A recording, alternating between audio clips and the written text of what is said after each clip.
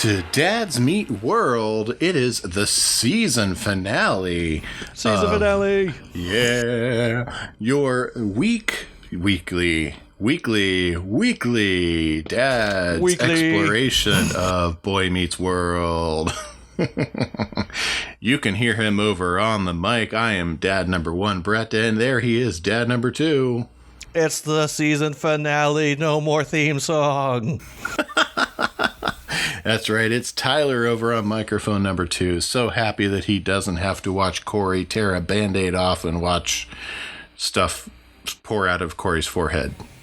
Again, just real quick, it's that it's through everything. Just all of a sudden, the scene was like da da da da da da da da, and it's like, oh, come on, like they're starting to deal with things. It's not childish. Like, just let them deal with the things they need to deal with, and just let them, get them a little more smoother. You know what I mean? I don't disagree. It's always been the least favorite theme song of mine. But yes, I am Tyler. I'm excited it's the final, not just because it's the final of the season, but hey, once we are done recording this episode, we have accomplished something. We have gone through the whole first season, which I think is fantastic. That's right. 22 full episodes of watching young 6th grade Cory meet and engage with the world in front of him with his best friend by his side and a death chair fully consuming the other friend by his other side. Yes, and luckily the death chair will kind of go away for this next season. Although, when you think about it, they do storylines where they have, people kind of fill in that third friendship role, which I find interesting. We'll talk more about that later, but that we will. Yeah. As I say, I've already started watching different episodes ahead of time. I've watched them a couple of times now, so I'm really excited to start getting into all the stuff in season 2, which you guys are going to have to wait a week to hear our thoughts about it. No, maybe 2. Let's say 2. Let's say 2 to be on the safe side. So, how's your week been, Tyler? Week's been pretty good. I'm kind of going back to regular work stuff now, driving school bus more, and also going back and did programming tonight. That went well, so I'm just excited to see, everything just progressing into the new normal that is our life, and hopefully being able to leave my wife home long enough and, not miss them completely and want to come home immediately, and being able to focus on doing work. I remember those days. Yes. How are you today, Brett? I'm doing all right. It's middle of January, and actually tonight just got home from a small group where we did our Christmas party. White Elephant Gift Exchange. It's never too early to start celebrating Christmas for the next year. No, not too early. That's for sure. Hey, my son's already singing Christmas songs, and my wife's flaw is, yeah, you just sing those songs. You're not allowed to have Christmas music in our house till after Thanksgiving. I've heard these similar rules in the past, and my wife is completely against them.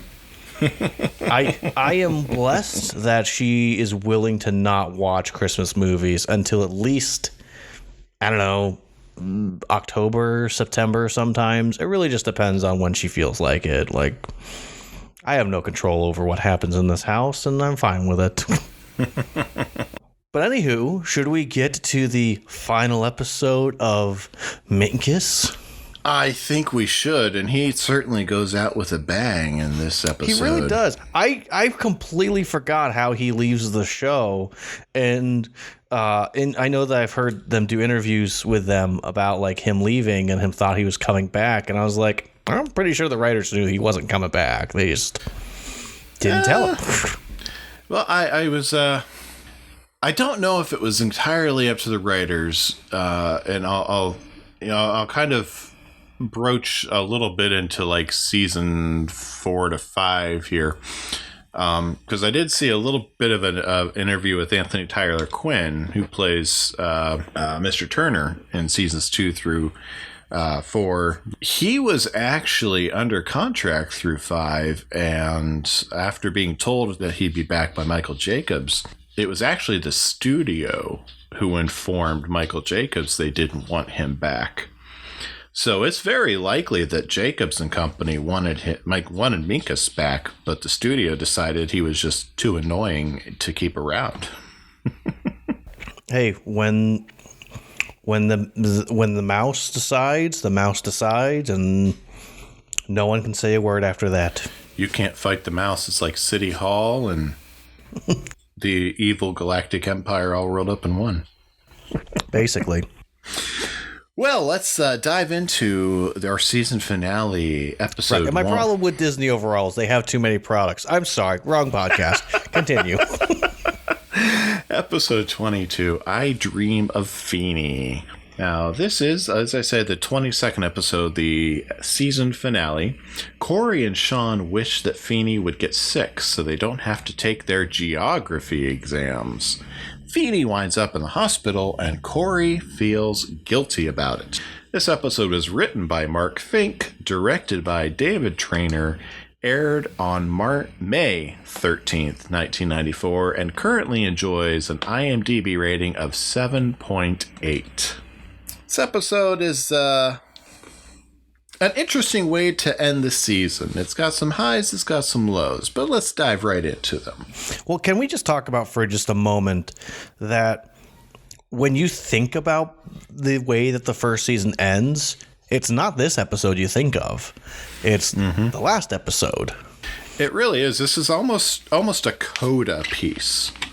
Like the last episode really is probably a more appropriate finale for the series, the way the first season went.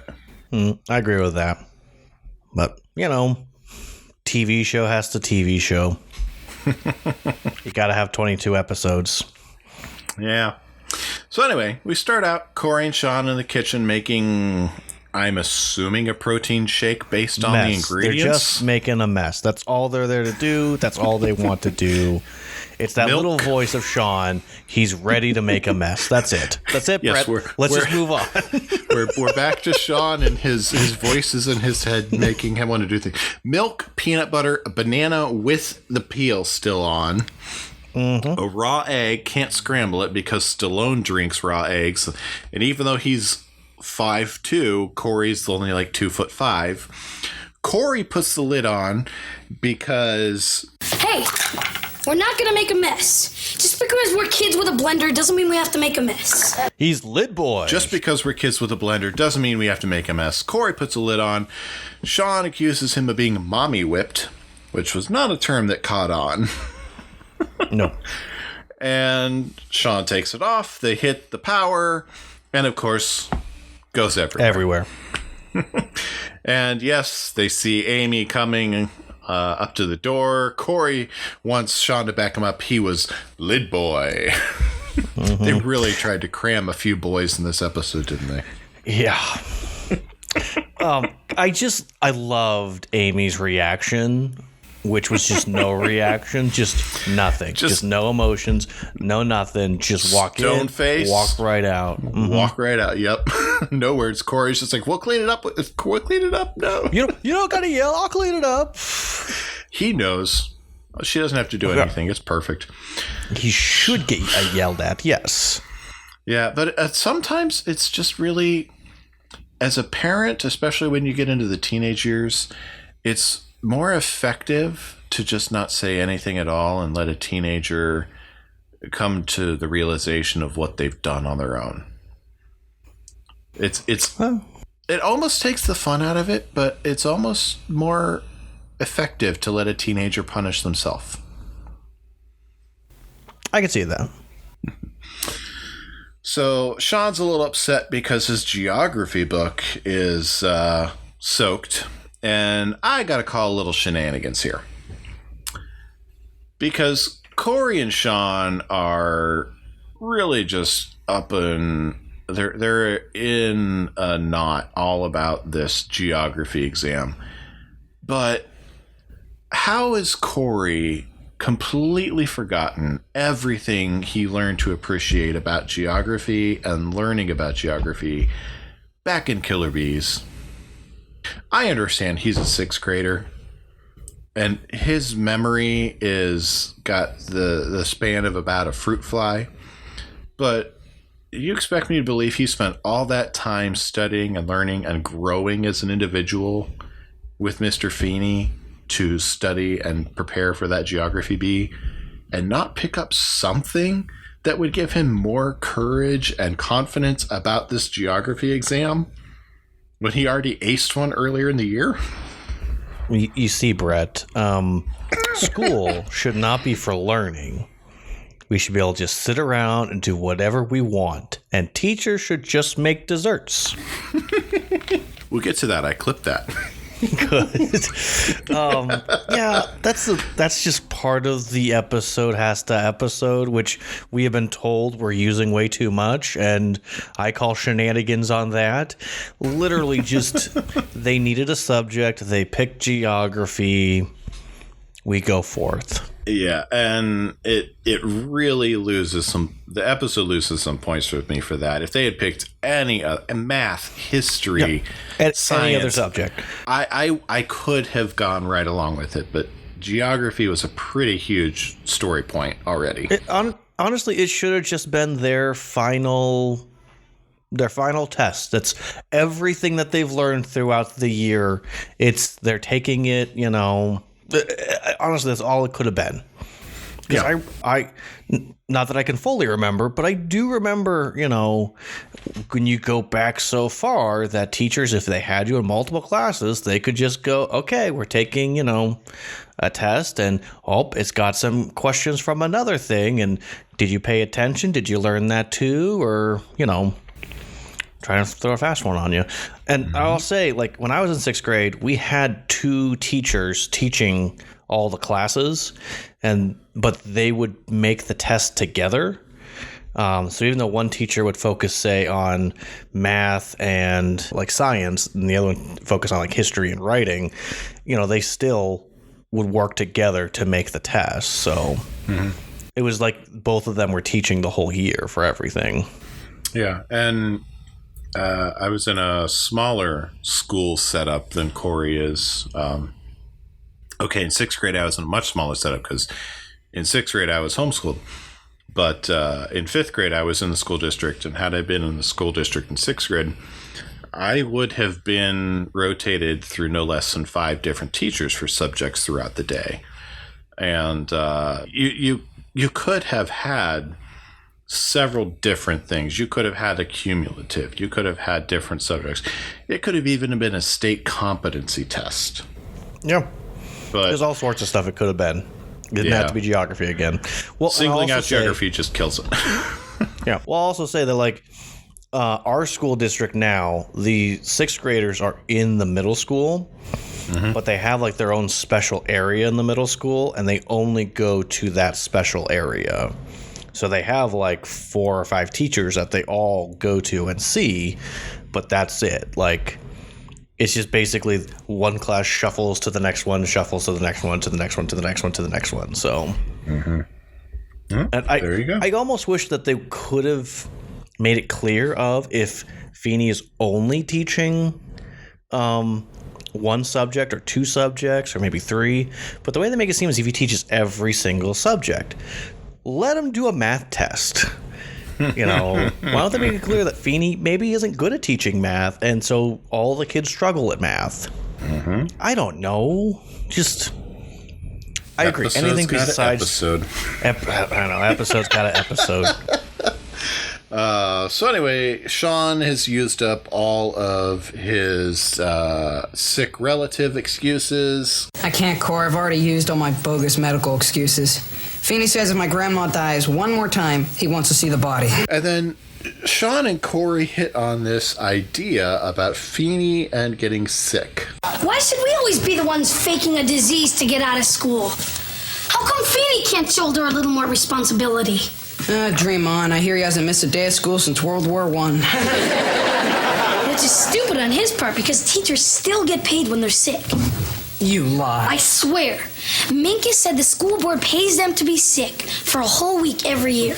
Well, maybe Feeny doesn't know that. Maybe we should leave him like a unanimous note on his desk. Won't help us dodge that geography bullet tomorrow. A unanimous note on the desk. Maybe he doesn't know about his sick time. I love the innocence of a sixth grader. Maybe our teacher doesn't know about the sick days they get. How could they not know about this awesome... you get paid to be sick. Maybe he doesn't know that he's a part of a union and gets to negotiate these things. Now, they really don't know anything about the teachers union at this point. That's for sure. So I just got to say, as a quick aside, I think my wife would be happy that I share this story. So my wife and I went to 2 different schools. Not important, just making yours clear. Wasn't my school district. So she was telling me at one point that one of her teachers, her senior year, was like a history teacher, and he was teaching and got to homecoming and decided that he was going to use all of his sick time, vacation time that he has built up over the years and just stop coming to school for the year, then he can retire. It was just so funny because at first they're like, oh yeah, he's just out for a little bit, and they just kept going through substitute after substitute, and finally they had to get a long-term sub because they're like, apparently he's just not coming back. Yeah, so apparently their union had to make some compromises the next time they negotiated. I can see it. But based on Feeny and the way he responds 30 years into teaching, you know what? If a teacher wants to take advantage of the system, why not? Yeah, and if Feeny's never sick, he's probably got some serious sick time built up. Yeah. Well, we learned in the future that Feeny uses sick time, but not because he's sick. Wink, wink. Humongous wink. Yeah. I think Feeny knows, though, that he has sick time available if he needs to use it. I'm pretty sure Feeny's well aware. So this sets up the whole premise. Feeny needs to take advantage of the 6 days in Cory and Sean's mind. We transition to the classroom the next day. And of course, Feeny's putting up this really weird duck windmill in his yard. 22 episodes in, he's never seemed to show any interest in a duck windmill. And it's in the oddest place in his yard. But right in the center? Yeah, I digress. Cory tries that whole cough, and Feeny's just breathing healthily. We transition to the classroom the next day. Sorry, I was going to say, old guy's got an old guy. You know what I mean? I do know what you mean. Topanga's doing a headstand to maximize blood flow and her cognitive performance. And it's quite a rush. Just Topanga. Yeah. We get one last round of bickering between Sean and Minkus because, Minkus smells some blood in the water. That's right, I can just hear you 10 years from now. People. How many times do I have to tell you? If you save your receipts, you won't have to worry about an audit. And I can hear you 10 years from now. Your Honor, dude, I like to plea bargain. Peak master. Recidivist. Recidivist. That may be the most deep cut insult Minkus has thrown Sean's way the entire season. Can we just have a small discussion real quick about this back and forth between Sean and Minkus? Like, I understand that these are 2 young people that come from 2 very different walks of life. One could say that Sean is just kind of a, hey, I'm happy with what I have. And Minkus is a, I want everything, including yours. And I don't know. There's just this part of me, the way that Minkus talks down to him. Like, I get that Sean could be a bully to him, and probably has in some ways bullied him. But it feels like, I know they're going back and forth with each other, but it really does feel like Minkus, when he makes comments about Sean potentially being a criminal, is truly punching down to him and what is potential for him. Oh, completely. I mean, Sean's jabs, and we've seen Sean do things like Minkus want to play walnut, or Minkus gets put in a headlock and Sean didn't have deodorant on. I mean, we never see Sean outright physically harm Minkus, and his verbal insults tend to fall along the lines of, Minkus, you look like juicy fruit in that wetsuit, or making fun of him for being intelligent, or Minkus is going to have a job in the future as an accountant. But Minkus really is punching down all the time.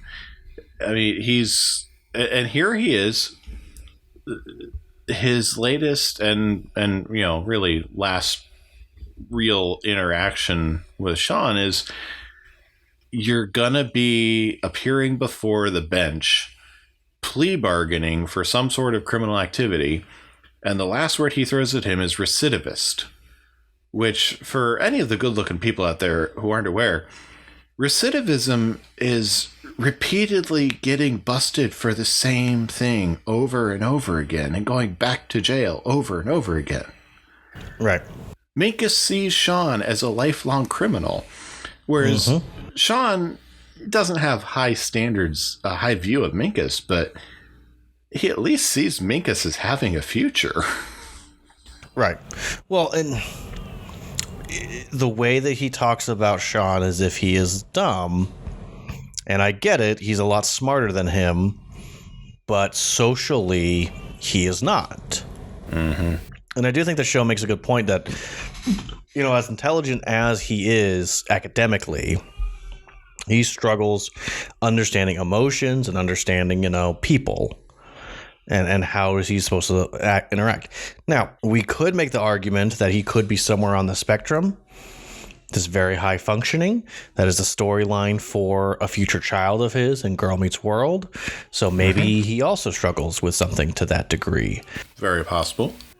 But at the same time, though, it feels like when they're jabbing back and forth, the best insult that John can throw him is, hey, you're going to be an accountant, which it's not that hard to see Minkus being an accountant, but somehow Minkus is offended that he would call him an accountant because, I don't know. Minkus sees himself as chairman of the board.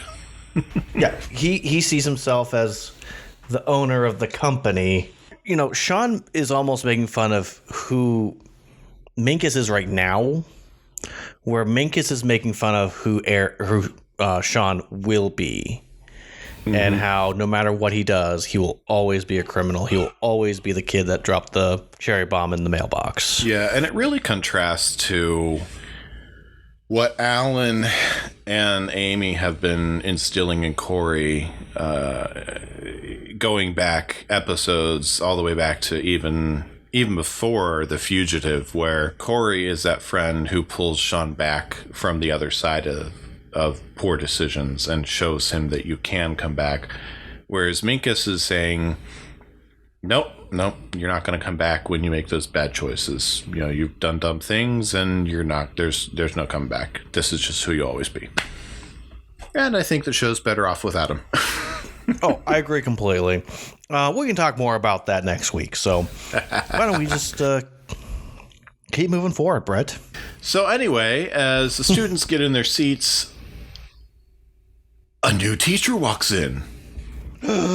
It's a substitute who doesn't have access to Mr. Feeny's lesson plan. And this is Miss Chase. Now, Miss Chase is played by Juliet Jeffers. She has 56 acting credits to her name, mostly guest shots. On shows like The Fresh Prince of Bel-Air, ER, Veronica Mars, Criminal Minds, Modern Family, 911 Lone Star, and others. She's still actively acting. Even has a couple in the pike. So still in the game, so to speak. And this is her only time that we'll ever see her on Boy Meets World. Nice. Now, since she does not have access to Mr. Feeny's lesson plan, which, granted, even though we'll find out why Mr. Feeny is out ill, I kind of find it odd that she wouldn't know what's going on in the classroom. At least a general idea. Because, I mean, my wife has done some student teaching or substitute teaching when we lived in Indiana.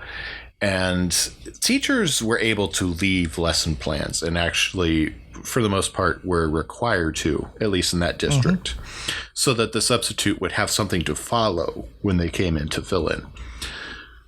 But since she doesn't have the lesson plan, Cory and Sean are very quick to try to shut Minkus up, who's going to be helpful and reveal there's an exam. And convince the sub that the lesson was to think about their lives and write a poem, 2, maybe 3 lines. And it doesn't even have to rhyme. Yeah. Minkus agrees for whatever reason. Potential threat of a pounding. Maybe one last hope for being popular. Who knows? And it turns out... one of the guys. Yeah. Turns out Miss Chase's dissertation in Penn, or the University of Penn, was on her dissertation was on Beowulf. So she's the substitute teacher for a geography class at this point, and she's going to go through the first 1,500 lines of Beowulf. That sounds riveting for a 6th grader. On top of that, it's so completely far off the subject matter for the class, but she's letting 6th graders dictate to her when it was very clear that was not what that was supposed to be going on. I think she was just calling their bluff, like, I actually know about this, so since you said that, let's go ahead and do that. And I can buy that, but at the same time, to jump into poetry from geography, it's still, I don't know. Yeah. But again, we have no idea how this class structure truly is. Yes, so we're still kind of in the dark, so it's kind of hard. Yeah, it's still kind of hard to say. At least as the show progresses, it's very clear of what class they're in. Yes. And middle school, high school structure is set that it's just that class at that time. Yes, we do get a much clearer class structure come season 2. Yeah. So I will say, as someone who has substituted in the past as well, even for teachers that had an emergency situation come up and they had to leave very quickly, they still had something put in place so the students had something to do. Yeah, there's no way Mr. Feeny was still finishing preparing their exams that night. Yeah, I had a situation once where I had like 4 days in a row that I substituted with the same exact teacher. And it was an emergency situation. Now, I get that Feeny had a medical emergency, so he probably, quote unquote, didn't have the time, especially if 911 was called. Mr. Feeny seems like the type of guy, though, even if he is in medical distress, would still write a note and say to the EMT guys, hey, drop this off at my school before we go to the hospital, please. Yeah. I don't get it. And I will say that one of the things that did bother me is she goes, at the University of Pennsylvania, no one from Pennsylvania talks like that. We just say, I went to Penn. You know what people say when they go to Penn State? That's it. You know, like, I do. Okay, just quick soapbox. We're in Pennsylvania. That's what you're telling me, right? Talk like you're from Pennsylvania. It's like these writers have never been to the state. Or if they've been to the state, it's only because they went to Philadelphia to the touristy places, and they may have gone through the incline at Pittsburgh. But that's it, is what it feels like. You know, we talk short. We don't like to mess around, you know? Like, these people don't get us. And for whatever reason, it's really bugging me this time around. And I get it. This woman is excited she went to the University of Pennsylvania, but just call it Penn. So anyway, Cory and Sean scream as we break for our act. We come back, and we're in the cafeteria. And Cory is bragging that he wished for Feeny to get sick, and he takes the credit for it. Maybe I do have some kind of strange power, like the X-Men. Only I have the power to make people sick. Yeah, it's working on me right now. Maybe I'll call myself Sick Boy. Sick Boy, possessor of a strange mutant power, can, with a glance of his sickening eye, make otherwise healthy men bend over the toilet and go, All right, Sick Boy. If you can do it to him. piece of cake. Hey, Minkus. Minkus, come here. When your mother cuts your hair, tell her to take the oatmeal out of the bowl.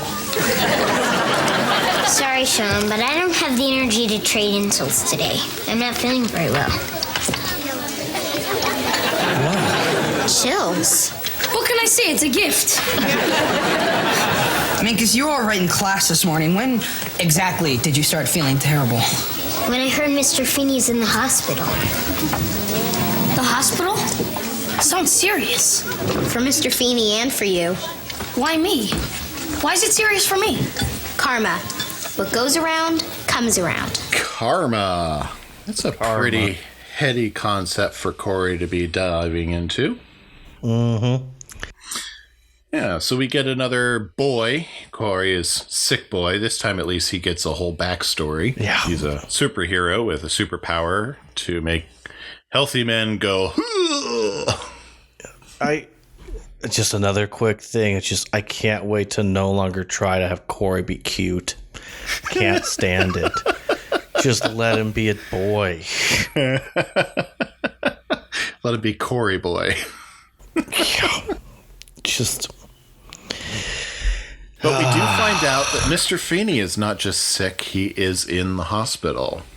Yes, which is, you know, for these guys would be probably really devastating of he seemed really healthy yesterday and now he's not. How's that possible?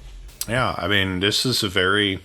And they do deeply care for Mr. Feeny. He has meant a lot, even just these 22 episodes. He's meant a lot to each of them. And so this really weighs on Cory. And Sean, his reaction is to get freaked out by Cory and run away. And we head home to the Matthews living room. Amy is getting a get well card ready, and Alan and Cory both misread her handwriting. Apparently it's horrible because Alan Free reads Bubba love Arnie.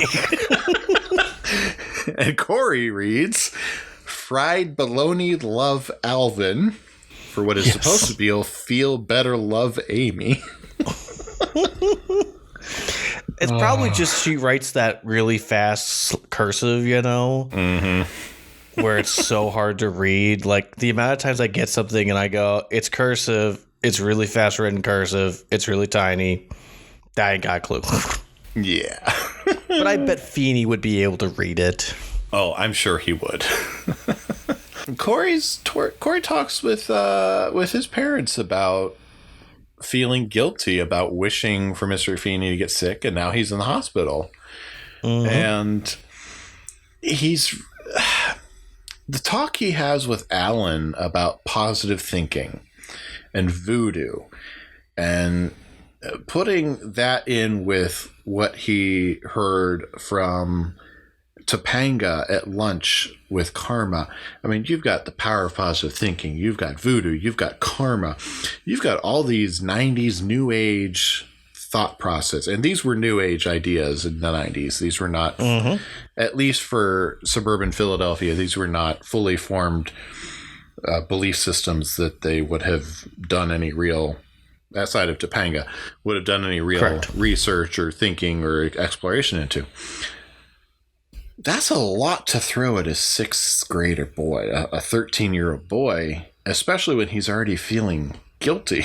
And so I appreciate Alan's efforts to try and remind him that, there is benefit and that there is power to, the idea of positive thinking bringing health to the body. And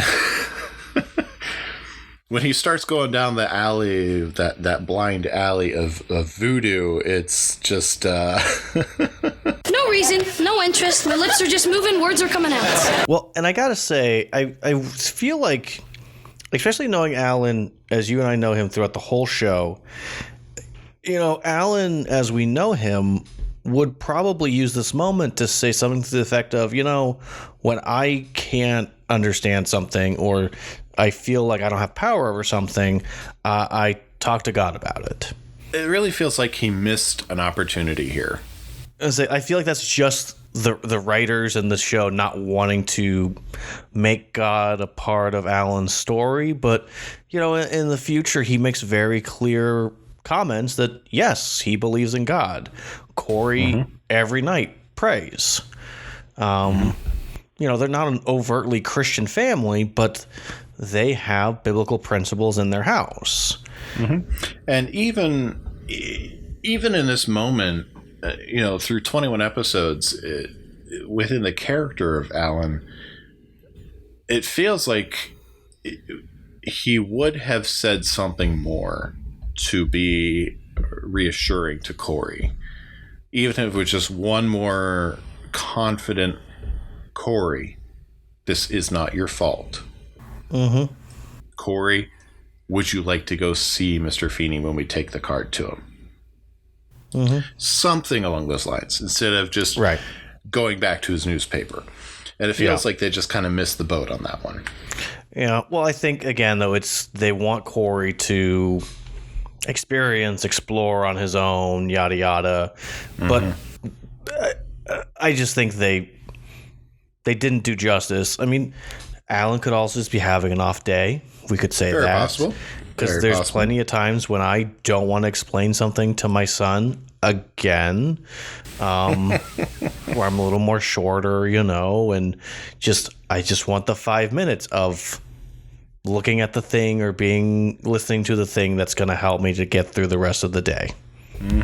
So maybe he's just having an off day. Very good. Very well could be. And so Cory goes up to the bedroom and we get his conversation with Eric. Eric, we've got to talk. All right, I wished real hard for Feeny to get sick, so he wouldn't have to take this geography test. And he got sick. So? So I did this to him.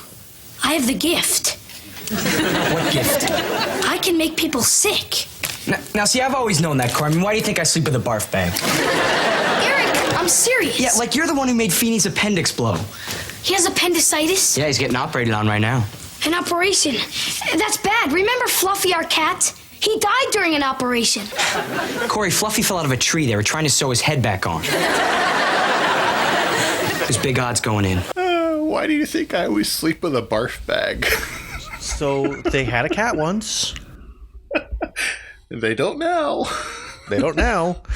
His name was Fluffy, and he fell out of a tree. Okay, the cat who fell out of a tree is just not long for this world anyway. Okay, fell out of the tree or pushed out of the tree? I don't know, but if he fell, that was a pretty hard fall if his head needed reattached.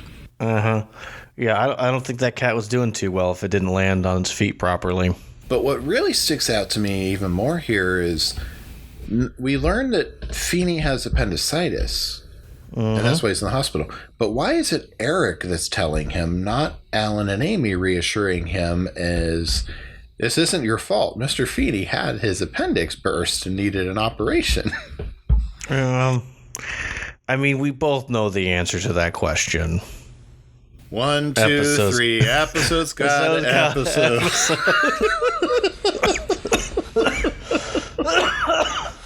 I mean, well, okay. In fairness, though, like, sometimes as a parent, you're trying to shield your child from some truths. Not that you don't think they can handle, but it's like, okay, are they ready to actually know? Where older brother, they don't care. They'll tell you, Yeah. And I can I can get on board with that, and I would definitely take that tack with Morgan. And I can understand to a point if they wanted to go that way with Cory, but after seeing how upset he was, I would probably have filled him in if I were Alan and Amy. But that's the thing, though, is they have Morgan right there. Mm-hmm. So they probably think, well, we'll talk to Cory later. He'll come back to us. If he's really bugging him, he'll talk to us. Like, we know this kid. Very possibly.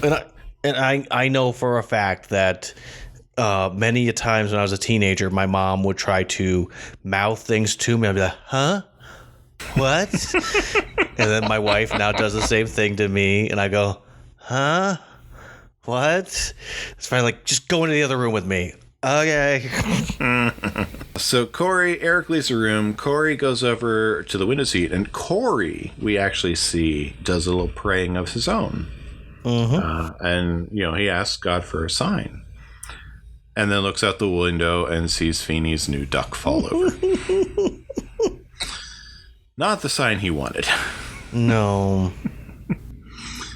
But I did find it interesting that we see Cory in the moment of his most anguished. He is sitting and he's actually asking and seeking God for a sign. That is what he's leaning back into, the core of his belief center. Yeah. Well, I mean, and overtly he does not say God, but it's easy to see what he is doing, who he's talking to.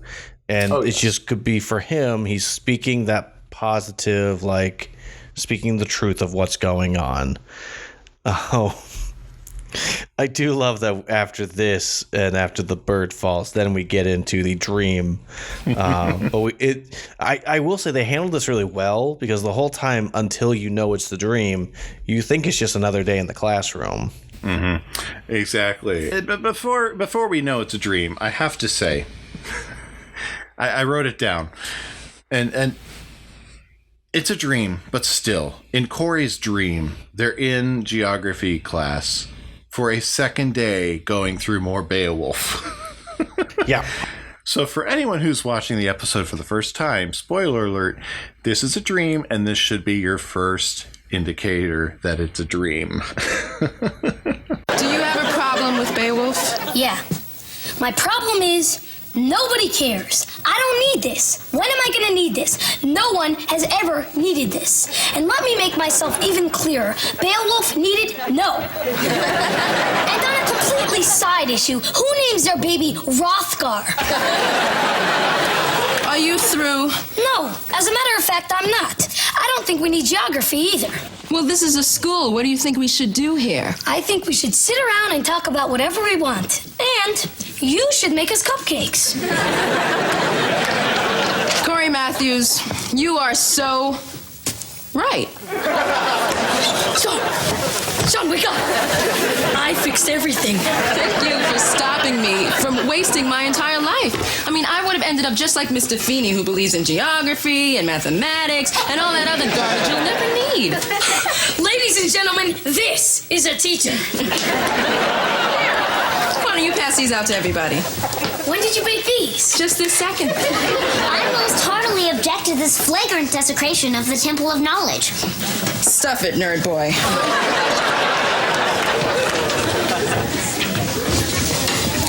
Mr. Matthews, who's the new teacher? Karen. Karen? Yeah, we're on a first-name basis. Cozy. And we're not taking that geography test either. In fact, we've done away with geography. No one needs it. You must think you've died and gone to heaven. Yep. No offense, but you could learn a lot about teaching from Karen. Well, I guess I've been an ogre all these years, What was I thinking?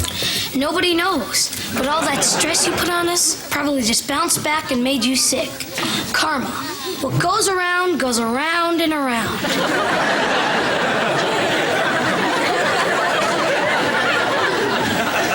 You need to lighten up. Well, thank you for the advice, Mr. Matthews. Like this? Cut it out, Cory. That wasn't me, that was Mr. Feeny.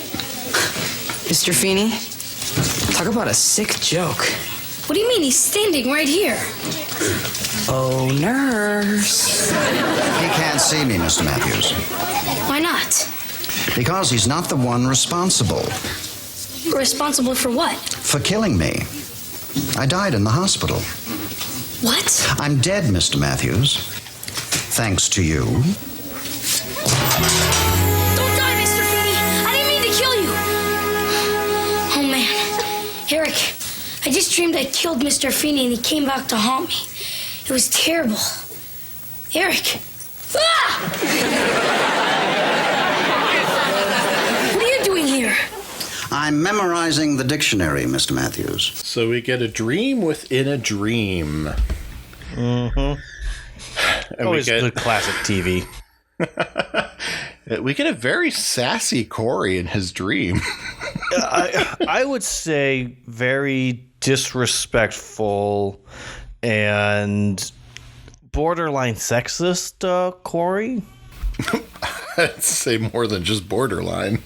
Yeah, I felt very uncomfortable with him telling a female teacher, you should make us cookies or cupcakes or whatever he said directly. Just, I don't know. It's just, this doesn't make you feel good. You sit there and go, would you say that to a male teacher? Probably not. Probably not. But is it more that he sees her as a woman or that he sees her as a mother figure and his mom makes baked goods? Could be. I think either way, it's not great. Yeah, but I mean, he's in a dream, so it's not really him as he would be in class. Because even with Feeny, he's never gone that far in the way he's talking to a teacher. No, it's still unrestrained id. Always fun to see. But clearly in his dream, he believes himself to be responsible for Mr. Feeny still. Well, I was going to say, have you ever had a dream where you get into an argument with somebody and you're like, oh, glad that wasn't real? Yeah, I've had many of those. Yeah, me too. Have you ever had a dream within a dream? Yeah, I hate those dreams. It's okay. It's never like how it shows in TVs for me. It's always been like I'm dreaming and then like it cuts to like almost a new scene and I'm like, huh, that's weird. What happened to the old dream? And then I'm like, well, I guess I'll just accept this dream. It's never quite like you see on TV when it happens to me. But I've had them. But here we have Inception before Inception. That's true.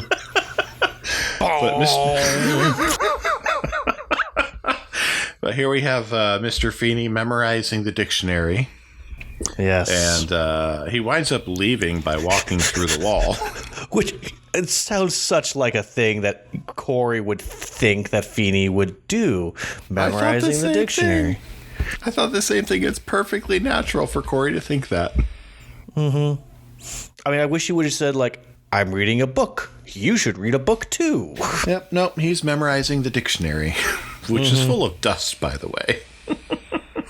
Yeah, I'm sure it gets used a lot by those two brainiacs. So, yeah. Next morning, Alan finds Cory in the kitchen with coffee. And this... What I drink after I kill a man. Yeah. This is the conversation that Alan should have had with Cory yesterday. Yeah. Did you catch Alan's t-shirt, by the way? I wasn't fully paying attention, but I knew it was a t-shirt. It was an Eagles t-shirt. Oh, yeah. I have a couple episodes in my head that's all mixed around, so... Well, anyway, this is the conversation that Alan should have with Cory yesterday. And he reassures him that he's not guilty for Mr. Feeney's condition.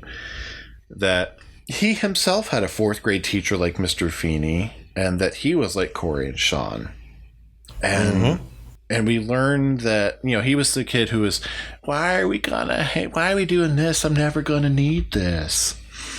And we learned that Alan started out as a box boy at the Market Giant. I did find it kind of revealing, because we've always kind of wondered where, how Alan got his start at the Market Giant. And according to Alan here, he got his start as a box boy, and he rose up through the ranks largely because of what he learned from this 4th grade teacher, that while he was complaining that he'd never need these skills. And so Cory here learns that even, Mr. Feeny is teaching him even when he doesn't want to be taught, and he's learning even when he doesn't realize he's learning. And Mr. Feeny is a huge influence on his life, and it's no wonder that he's feeling guilty. Well, I just think that's the thing, is that we don't know what lessons we're going to need in the future, and what things that if we just took the time to learn it when we were younger, so much easier for us to do. I know for me personally, I try to, as often as I can, do math either in my head or I'll still write it down, just so that way I can keep practicing and not be so dependent upon a calculator that I can't do basic math. I mean, I'll check myself with a calculator, but for the most part, I'm trying to do most math in my head or, writing it down, because there's going to come a day when I can't, and it's going to be a sad day, but as long as I still have that skill, I'm going to use it. Alan leaves, and Cory starts to hallucinate Mr. Feeny in his coffee mug, and is using the advice that Alan gave him. It's just a manifestation of his own guilt, to which Feeny shares. Ooh, manifestation. Big word for someone who can barely spell cat. I love sassy Feeny. And nothing like having about 9 Feenies in your kitchen, though. Oh, I know. I didn't count them, but the kitchen fills up with Feenies. I have to say, the effect doesn't quite hold up. No, it doesn't. I streamed this episode on Disney Plus last night, and it doesn't hold up on my 4K TV. No, I wouldn't imagine so. But it gets the point across of Cory just wrecked with guilt. No matter what anybody says. Oh, totally. He feels guilt. Everywhere he turns, he sees Feeny, and that guilt's there. He needs to see Mr. Feeny for real. So he shows up at the hospital, where we find out he took a bus to see Mr. Feeny without his parents' knowledge, and we get a nice little conversation between the two, which I found pertinent to clip. I brought you a geranium. Geranium. Didn't I say germanium?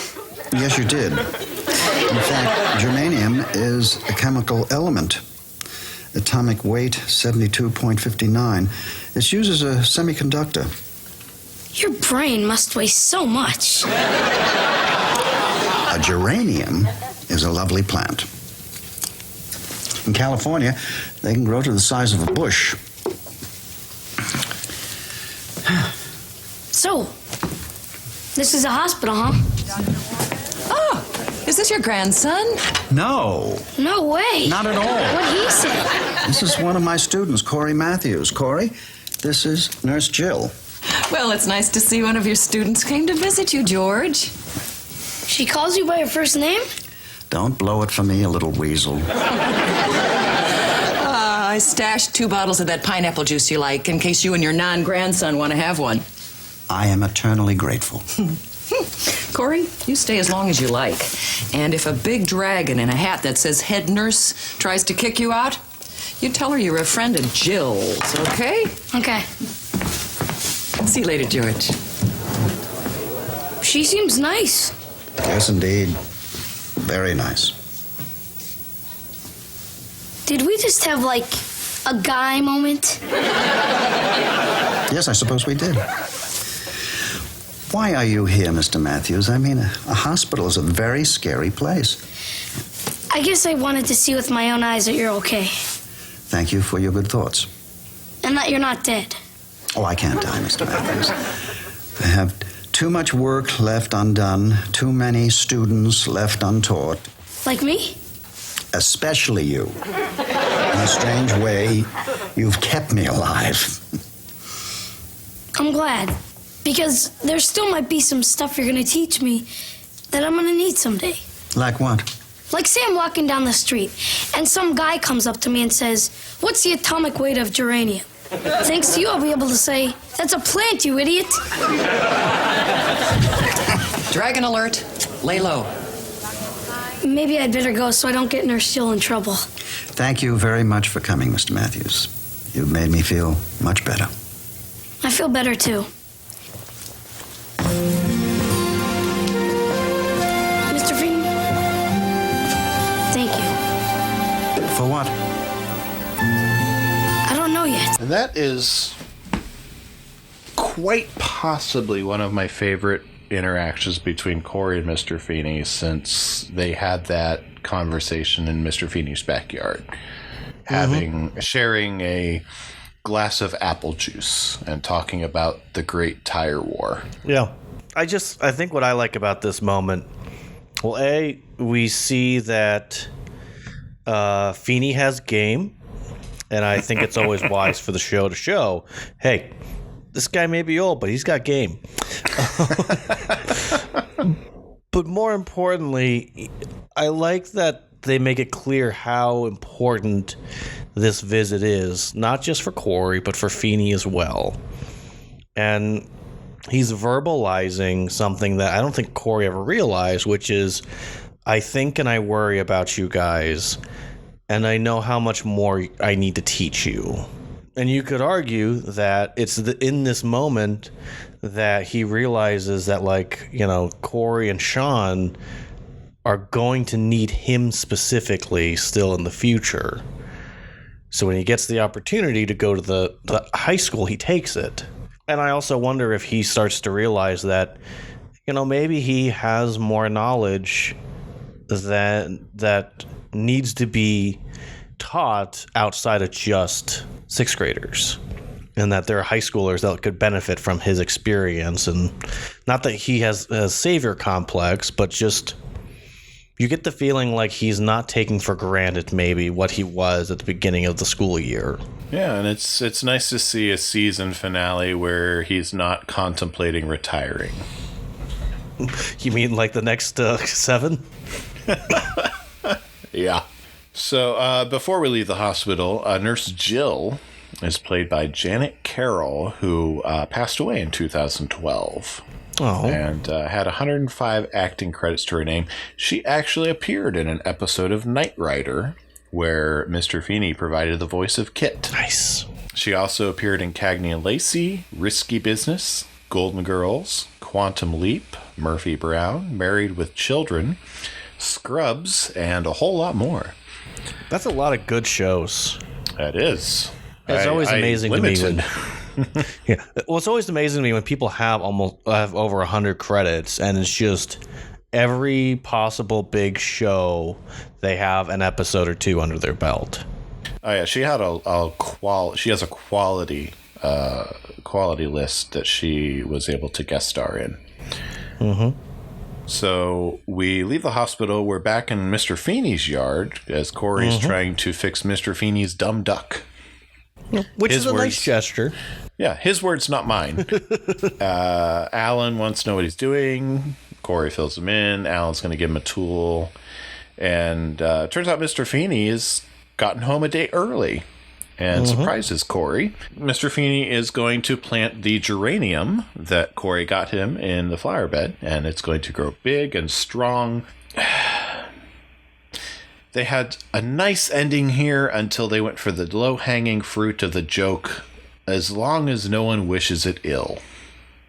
And after all of that episode, for Mr. Feeny to say that line, and I'm sure in the world he didn't know that that's something Cory had going on. Maybe he intoned it because Cory needed to come see him, but which would actually make it worse in my head if he kind of figured it out. But yeah, I mean, it's just I don't like that they ended it on it. No, it's not great, but it also does play to the playful nature of their relationship.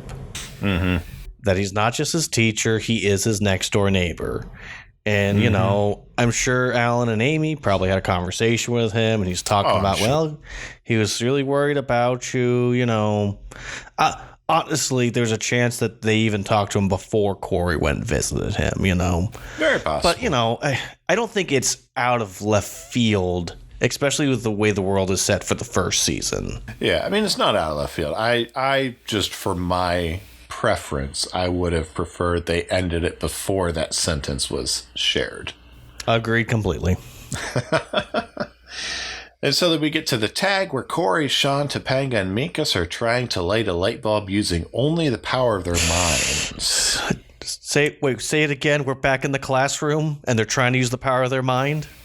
Yes, to light a light bulb. Yes. Yes. And it's not working? No, it's not. Not yet. It's not working? And then Minkus shares that it's because they're not really serious about it. They're not really wanting it. And then Cory and Sean decide that they will focus on something they really want. Yes. And Minkus disappears. Yes! And that is the last we will see of Minkus until a cameo at graduation. I was here. On that side. On the other side of school. We don't go to that side. Well, wait up, Mr. Turner. Again, as we said it, he just doesn't fit in the show. Mm-hmm. I don't think the actor does a bad job. I don't even think the writing is horrible for him. It's just, I just don't think they could naturally find a way for him to truly stay together. Yeah, nothing against Lee Norris as an actor. I think he did admirably with the material he was given. I just don't think the character fits. I think the character is a knob, and the character did not bring a lot of great benefit to the show. I think at times the character actually detracted from the show. Yeah. I mean, he has a lot of great moments, though, still. Probably the drunk on Yahoo Minkus is probably still the greatest. But yeah, I just... We kicked Wall Street butt.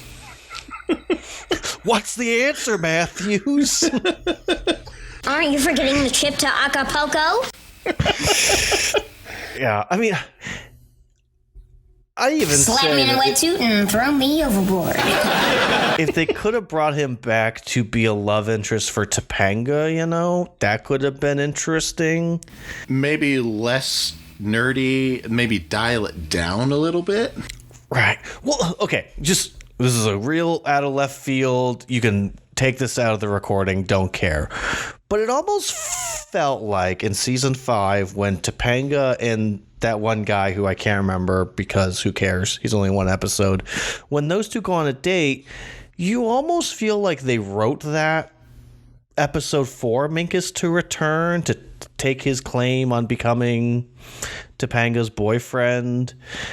And he's kind of cooler, you know, he's more artistic and also smart.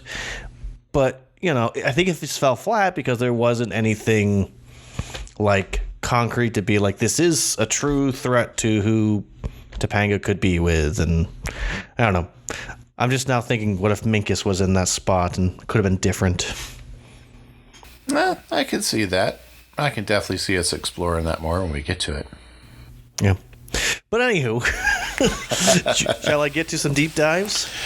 Yes, let us get to some deep dives. People. Am I the only one who read the summer reading list? I have to say, we're keeping that sting as long as possible. Unless we naturally come across something better, I don't think we will. I agree. I have no intentions of redoing that one. Yeah, so that thing is sticking around unless we really come up with something better. So anywho, let's start with Stallone. Because they mentioned the name, so why not? Sylvester Stallone is an actor, writer, producer, director, most known for Rocky and the Rambo franchise. Famously, I don't know if many of you actually know this, so I'll go ahead and talk about this. Rocky was actually an independent movie that was made, and was made for almost no money whatsoever, but still, this movie was nominated for many Oscars: Best Actor, Best Actress, Supporting Actor, Screenplay, Best Sound, and Original Song. It won for Best Picture, Best Director, and Editing. So for a movie that cost almost nothing to make, truly is spectacular that they were able to get so much out of it. And that really spawned his career moving forward. And it was one of those deals, and Sylvester Stallone's been very open about the fact that the studios that he would go and pitch this movie to, Rocky, they were interested in the movie because they thought the screenplay was well written. What they didn't want was for him to be attached to it. And so he had to fight to be the actor. So we could have had a Rocky come out earlier. It would not have been Sylvester Stallone, and it probably would not have been as big of a hit because I think you needed him for that role. But yeah, Sylvester Stallone went on to do other stuff like Demolition Man. He's also notably in The Expendables, playing Barney Ross. He also played Bullet Man in a movie called Animal Crackers, which I highly recommend. And then he played King Shark in The Suicide Squad, which again, highly recommend. I quite enjoyed that. Yeah, Sylvester Stallone can do a lot with a whole little. I just looked up real quick while we were sitting here because Sean says, "Oh, nurse." And when he said, I'm like, I feel like that's a catchphrase from something. And so apparently there was a TV show called Oh, Nurse it was a TV movie in 1972. I could always look up more, take more time to actually look up if there's a more specific reference. But I also know that like the Maniacs would do "Hello, Nurse." So it's just part of the zeitgeist potentially at this time for sexualizing nurses, I guess, probably. Let's go to paid sick leave. Basically, from what I found, in the city of Philadelphia, teachers are, as long as they're a full-time employee, they're guaranteed 40 hours a year in sick time, and they're allowed to accumulate that for a while. So if he's been in the game for 30 years, which is what he's said before, roughly he could have about 30 weeks of sick time if he hasn't used any of it. But knowing who Mr. Feeny is as we go into the future, Mr. Feeny wasn't always the staunchy man that he is now. He used to, skip work a little bit or take an appointment. One of my favorite lines in the third season is, she is my dentist. So Philadelphia hospitals, real quick. Philadelphia, like every city, has a couple of different hospitals and has like teaching hospitals that are all attached to each other, especially by university. So like University of Pennsylvania has several hospitals that are connected to it for teaching purposes, but also for healing purposes. Thomas Jefferson is a big one as well. Jefferson Frankfurt Hospital. There's just a lot of hospitals. Thomas Jefferson, saw that again. Kingston Hospital. So there's a lot of possibilities for where Mr. Feeny could potentially be. Most likely somewhere between one of the hospitals that is owned by the Thomas Jefferson University or Penn University Hospital. So, but again, depending upon the suburb, that all plays into it. And again, all we know is just a general area of Philadelphia. So who's to say? I already talked about this, but University of Pennsylvania is just called Penn. That's how we call it in Pennsylvania. It is ranked 7 in the nation for universities. It's tied for 7th, actually. Location is urban because it's in Philadelphia. Undergrad enrollment is roughly 23,000, and tuition and fees is roughly about 63,000. Fun. It's a private institution. Ivy League. Yes. So let's talk karma for just a second. They were throwing out all sorts of things. I just went with karma because I think that's the most popular one. And it's the one that's kind of been accepted, from the 90s into the early 2000s and even today. I think just about every single sitcom deals with karma at some point, mostly when a character is being a jerk. Bad things happen to them, aka Jeff Winger. So basically, definition of it is force generated by a person's actions held in Hinduism and Buddhism to perpetuate transmigration into its ethical consequences to determine the nature of the person's next existence. So essentially, if you do good, good will come to you. If you do bad, bad will come to you. That's all it's saying. What goes around comes around. Or, right, as Cory puts it, what goes around and around and around. Yes. And I do love me some Jeff Winger. So let's talk about guilt and seeing things that aren't there. So basically, I found an article in Psychology Today, which refers to, people seeing ghosts and people seeing that things that are not there.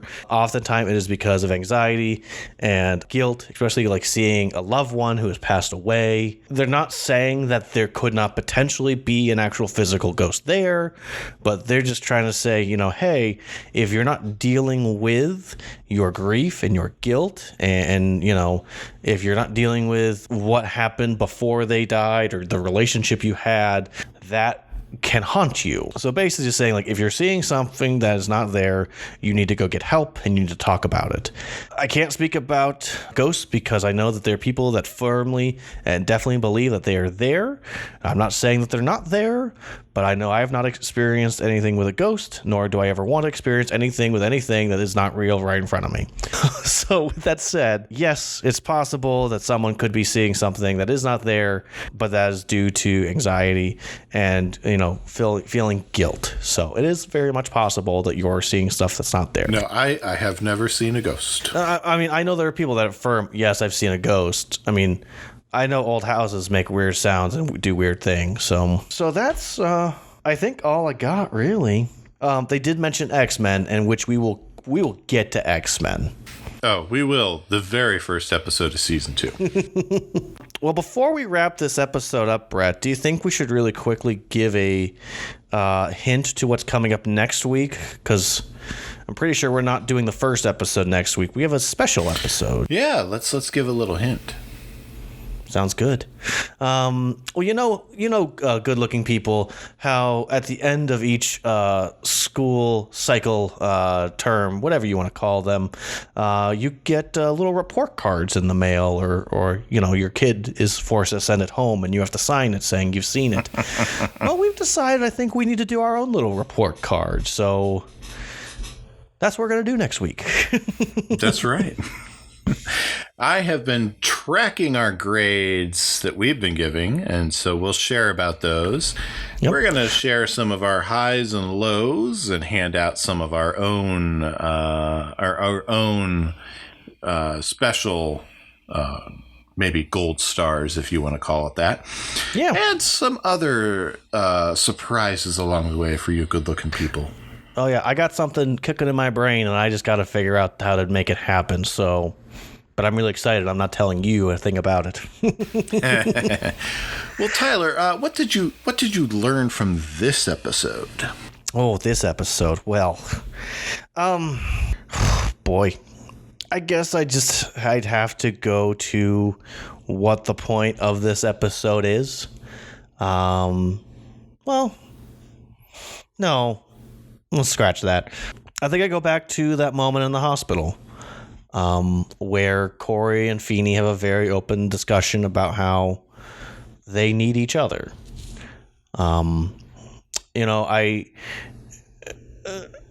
think I sometimes forget just how much I think about and I worry about these students that I've been entrusted to shelter and to care for and to push.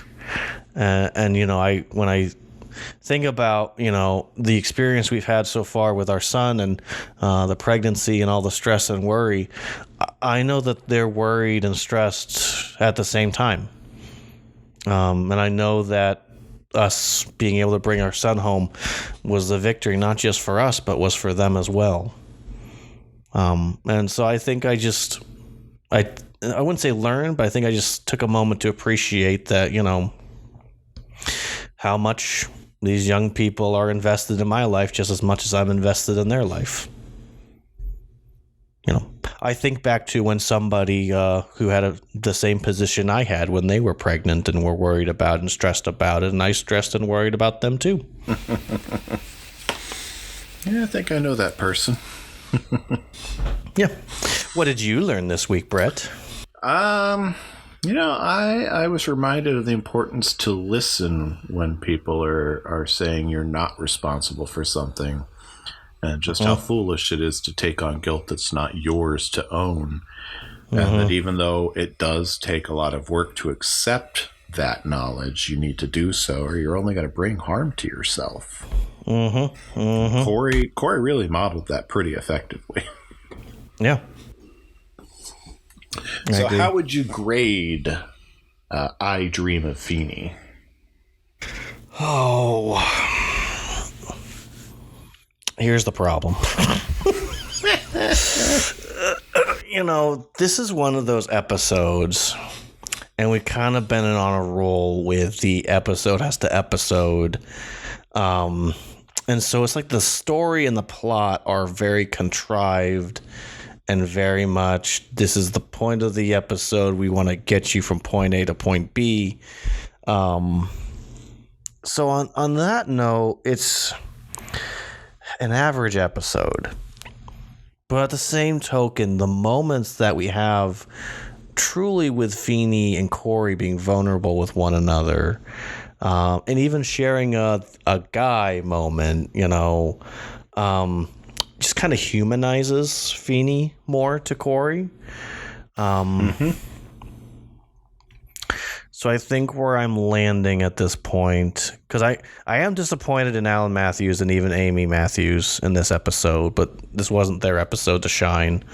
But I probably go with a B+. If episode didn't have to episode, this very easily could have been an A. But episoded. Episode did episode all over the place. Yeah, and the episoding, I've got to stop leaning on that language so much. Yes, by the way, good-looking people, that shirt and sticker and print is in the shop. You can get a magnet with that in the Dadsmeetworld shop. If there weren't so many plot contrivances and ignoring, especially the whole Cory with the geography bee and Alan and Amy being such poor examples of themselves in the past, and if it weren't for all that to overcome, this would very easily be an A episode for me, because the emotional core with Cory and Feeny is right there. But because there's so much to overcome, this winds up being just an average episode for me, so I land on a C. Yep, that's fair. No, and that's the hard part about an episode like this. Like, there's such great moments, but on the same token, we're seeing shells of people that we shouldn't be seeing. I got to wade through a lot of junk to get to those great moments, and I've got to get through 18 minutes to get to that moment with Cory and Feeny. Yeah. You know what it feels like? It feels like a good episode of Girl Meets World. That's probably a very apt comparison. This is probably a pretty good bar for Girl Meets World. Yeah. All right, so I believe as we've angered some of our fan base. Bring it. Send us an email. Complain to us. I checked before we recorded. No emails yet. It's like they're not even hearing us. I know. Hi. So I do have a joke for you, a dad joke. Hit me. This one has to do with a hospital. You'll notice I've been picking my dad jokes to try and tie them into the episodes. I have caught that, yes. So, like a cold. That's not good. So my pregnant wife hobbled into the hospital with one hand on her back. A nurse asked her what's wrong, and my wife screamed, "Shouldn't, wouldn't, didn't." The nurse shook her head and said, "I'm sorry, I don't understand." My wife's face contorted in pain as she shouted, "Can't, won't, don't." The nurse, bewildered, turned to the doctor. "Admit her," the doctor said. "She's having contractions." Very nice.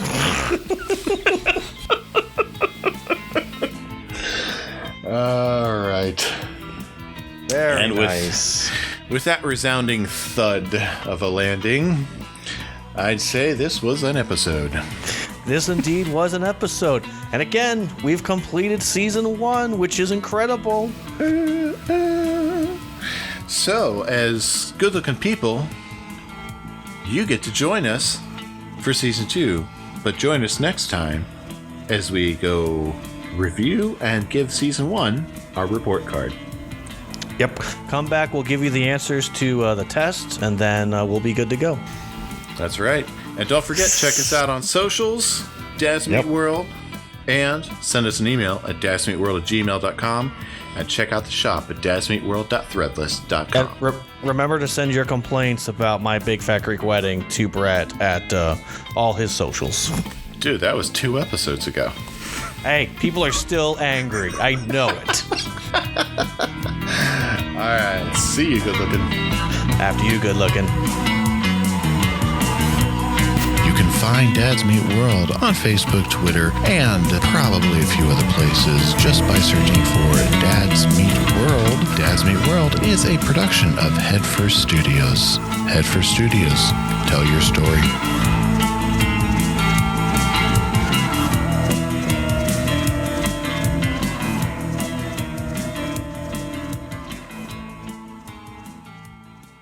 Relative excuses. Manifestation. Whoops, that's the wrong one.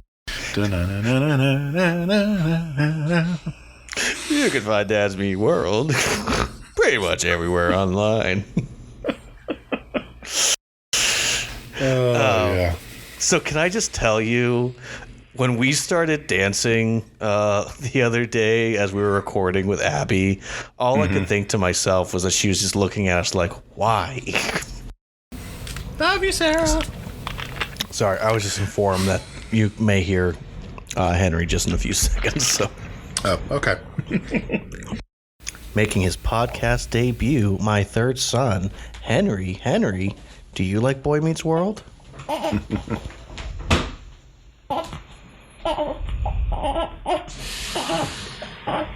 gotta talk towards the microphone, honey. Oh, that's a good one. Oh, that's There's a good one. Where's my button?